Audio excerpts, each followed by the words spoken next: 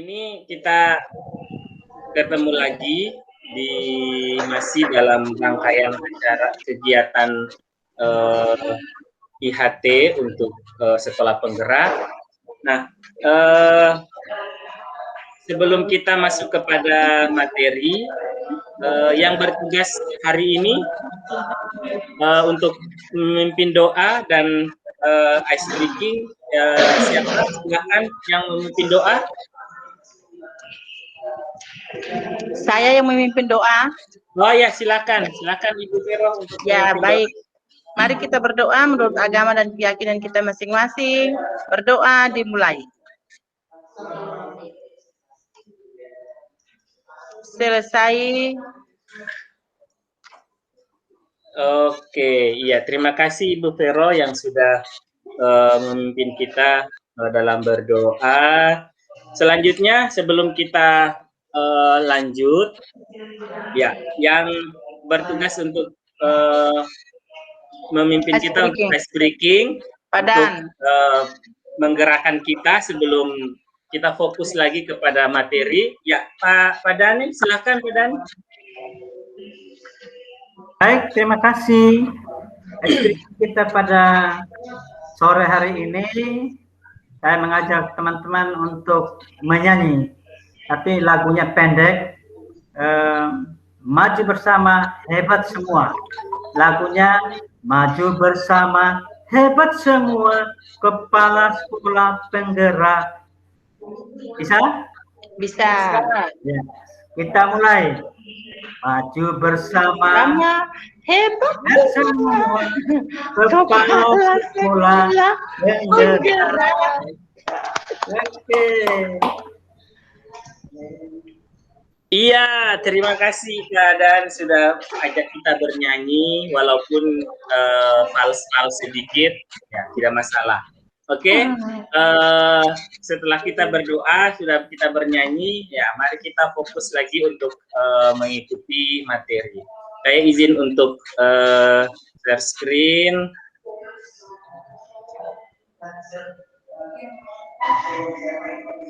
Ya. Kelihatan ya? Iya. Oke, ya. Pada sesi ini kita akan membahas tentang alur tujuan pembelajaran. Nah, sebelum lanjut, saya ingin bertanya dulu buat Bapak Ibu sekalian, dari pengalaman-pengalaman sebelumnya, kira-kira yang Bapak Ibu pahami tentang tujuan pembelajaran itu apa kira-kira? Ya, silakan ada yang mau berpendapat, silakan. Ya.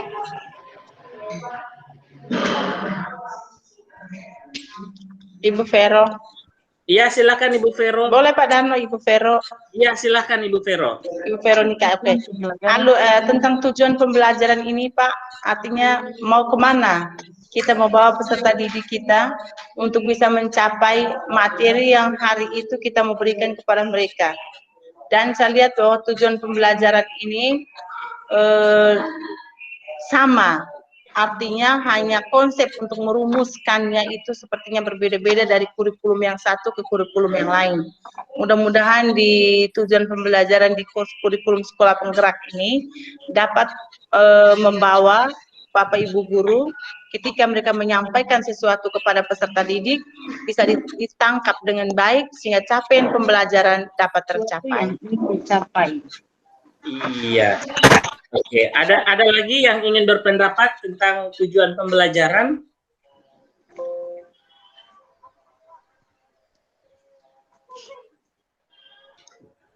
Oke, kalau tidak ada, saya lanjut ya.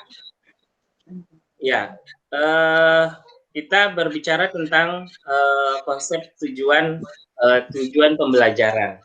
Ya, jadi apa namanya tujuan pembelajaran dalam kurikulum sekolah penggerak itu merupakan apa namanya deskripsi pencapaian dari 3 aspek kompetensi, yaitu pengetahuan, keterampilan, dan sikap yang diperoleh siswa dalam satu atau lebih kegiatan pembelajaran disusun secara kronologis berdasarkan urutan pembelajaran dari waktu ke waktu yang menjadi prasyarat menuju capaian pembelajaran.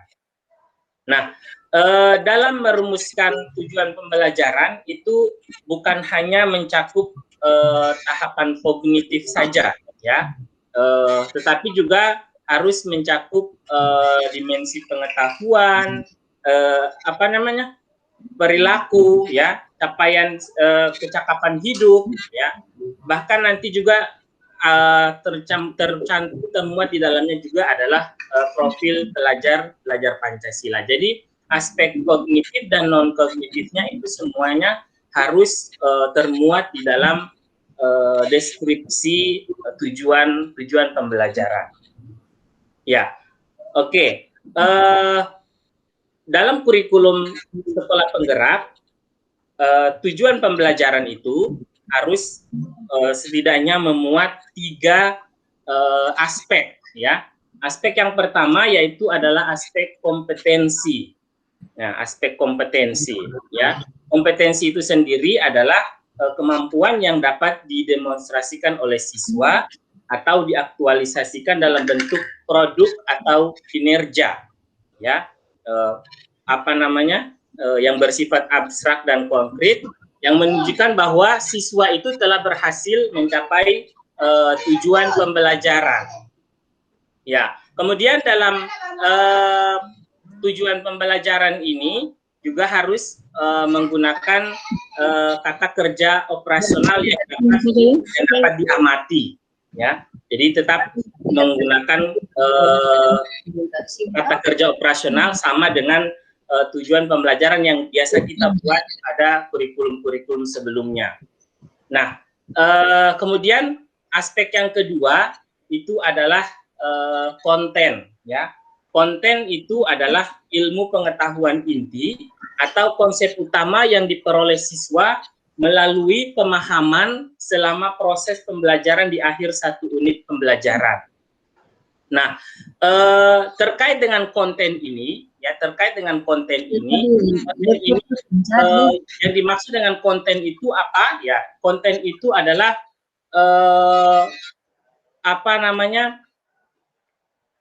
jawaban dari pertanyaan tentang apa itu ilmu pengetahuan yang dipahami oleh peserta didik pada suatu akhir pembelajaran, atau pertanyaan yang perlu dijawab oleh siswa setelah mempelajari satu unit pembelajaran. Nah, itu yang kemudian kita sebut dengan konten. Jadi apa yang kemudian bisa dijelaskan siswa tentang sebuah materi pembelajaran, nah itu yang kemudian kita sebut dengan konten. Kemudian aspek yang ketiga itu adalah variasi, ya. Variasi adalah sebuah keterampilan berpikir apa saja yang perlu dikuasai oleh siswa untuk dapat mencapai tujuan pembelajaran. Nah, variasi ini, ya, keterampilan berpikir yang diharapkan dari model aspek ketiga, aspek variasi ini adalah bagaimana kemudian peserta didik diajak untuk kemudian memiliki cara berpikir tingkat tinggi, ya, menggunakan keterampilan berpikir terutama high order thinking skill-nya atau HOTS-nya. Nah, dari aspek kompetensi ini kita perhatikan contoh bagaimana merumuskan satu tujuan pembelajaran dari aspek konten, ya. Jadi misalnya ada contoh tujuan pembelajaran, peserta didik dapat menyajikan solusi untuk menangani perubahan kondisi alam di permukaan bumi akibat faktor manusia. Nah, yang kata yang tercetak tebal, ya, menyajikan. Nah, menyajikan inilah yang kemudian kita sebut dengan kompetensi, ya, karena menyajikan ini adalah kemampuan yang bisa didemonstrasikan oleh siswa ya, atau yang bisa diaktualisasikan oleh siswa atau peserta didik dalam bentuk produk atau kinerja. Nah, ini menyajikan. Nah, maka menyajikan inilah yang kemudian kita sebut dengan kompetensi. Ya. Kemudian dari segi konten, ya, kalau dari contoh ini misalnya peserta didik dapat menyajikan solusi untuk menangani perubahan kondisi alam di permukaan bumi akibat faktor manusia. Nah, kita sudah tahu kompetensinya. Nah, kemudian dari kontennya, kira-kira dari sisi kontennya, dari contoh tujuan pembelajaran ini, yang masuk dalam aspek kontennya kira-kira yang mana?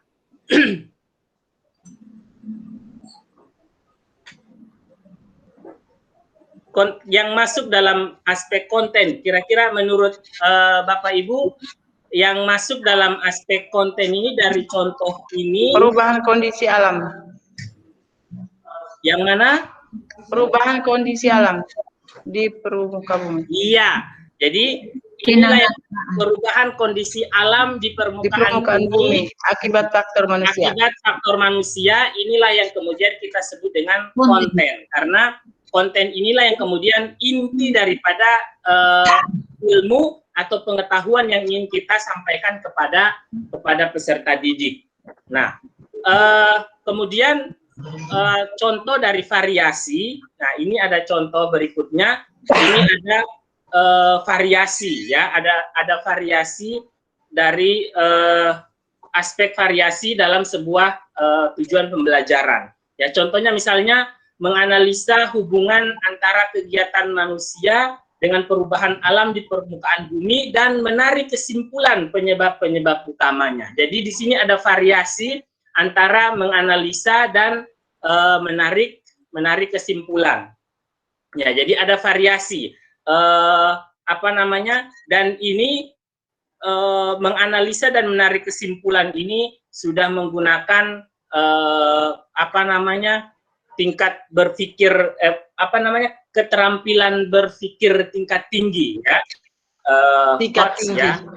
Nah, makanya kemudian inilah rumusan tujuan pembelajaran dalam kurikulum sekolah penggerak yang setidaknya memuat tiga aspek ini. Kompetensi, konten, dan variasi. Nah, berikutnya saya akan perlihatkan, ini ada beberapa contoh tujuan pembelajaran, ya, yang memuat tiga aspek ini. Ya, yang pertama menjelaskan hukum Newton dengan menggunakan kata-kata sendiri dan menceritakan fenomena dalam keseharian yang menggambarkan hukum Newton. Yang berwarna kuning menjelaskan dan menceritakan, ini adalah aspek kompetensi, ya, karena ini kemudian menunjukkan kepada kita bahwa cara, ya, kata kerja yang dilakukan oleh peserta didik. Nah, kemudian hukum Newton ini adalah kontennya, materi yang akan disampaikan kepada peserta didik. Ya, kemudian menggunakan kata-kata sendiri, ini adalah variasinya, ya, ini adalah variasinya. Penggunaan keterampilan berpikir kreatif, kritis, dan tingkat tinggi, ya. Kemudian contoh yang berikutnya ini juga sama, merancang dan menyelesaikan permasalahan, ini adalah kompetensi. Kemudian konservasi energi dalam skala rumah tangga, itu adalah kontennya. Kemudian solusi, nah, solusi ini adalah variasinya, ya, variasinya. Ya, itu barangkali pada kesempatan ini yang ingin saya sampaikan. Silahkan Bapak Ibu kalau misalnya ada yang ingin tanyakan atau ingin kita diskusikan, silahkan sampaikan. Ya, silahkan Bapak Ibu. Oh ya, silakan Ibu Vero mengangkat tangan. Ya, silakan. Baik, terima kasih Pak Darno. dalam merumuskan tujuan pembelajaran, hal yang paling sulit untuk seorang guru ketika dia merumuskan tujuan pembelajaran adalah penggunaan kata kerja operasional yang sesuai dengan konten materi, isi materi. Ini yang sangat sulit menurut saya. Sekarang kira-kira kalau di kurikulum 2013 yang revisi, itu kita tidak memperhatikan level, dari level 1 sampai level 6 menurut taksonomi Anderson yang direvisi. Tetapi apakah di perumusan KKO di tujuan pembelajaran ini ada pembatasan untuk kita menggunakan konsep tingkat berpikir peserta didik dari level 1 ke level 6 ataukah hanya sebatas level yang hot saja? Terima kasih. Iya, terima kasih. Oke, jadi pada intinya sama saja ya. Pada intinya sama saja antara kurikulum sekolah penggerak maupun dengan kurikulum 2013 sama saja.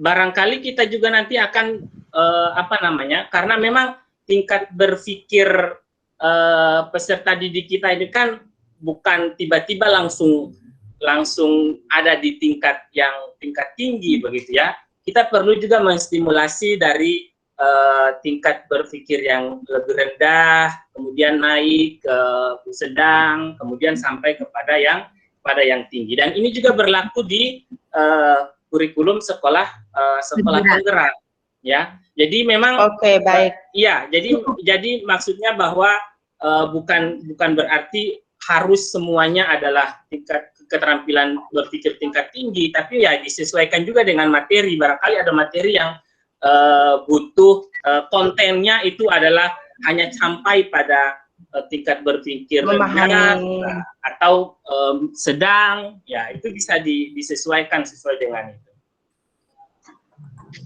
Oke, baik, terima kasih Pak. Iya, oke. Baik, kita tambah sedikit jawaban. Oh iya, silakan Ibu Lila. Apa namanya? Tadi Pak sudah jelaskan itu, karena kita lihat, jangan lupa bahwa betul dalam itu kan kita lihat fase-fasenya, di situ kan sudah ada fase-fasenya. Betul tinggallah balik keton dengan guru masing-masing, lalu keton lihat misalnya ini yang disajikan ini kira-kira ini sampai di tingkat-tingkat mana, karena di situ kan sudah di capaian pembelajaran itu kan sudah ada langsung dia punya KKO-nya. Jadi sebentar nanti keton tinggal pulang lalu kita lihat, oh kira-kira ini nih seperti apa yang kita nanti tetapkan. Jadi kita balik lagi lihat fase-fasenya saja. Kita tambah sedikit Pak. Oke, iya, terima kasih. Jadi memang ada fase-fasenya ya, dari fase A sampai fase F itu yang memang disesuaikan dengan tingkat berpikir masing-masing fase gitu. Ya. Oke.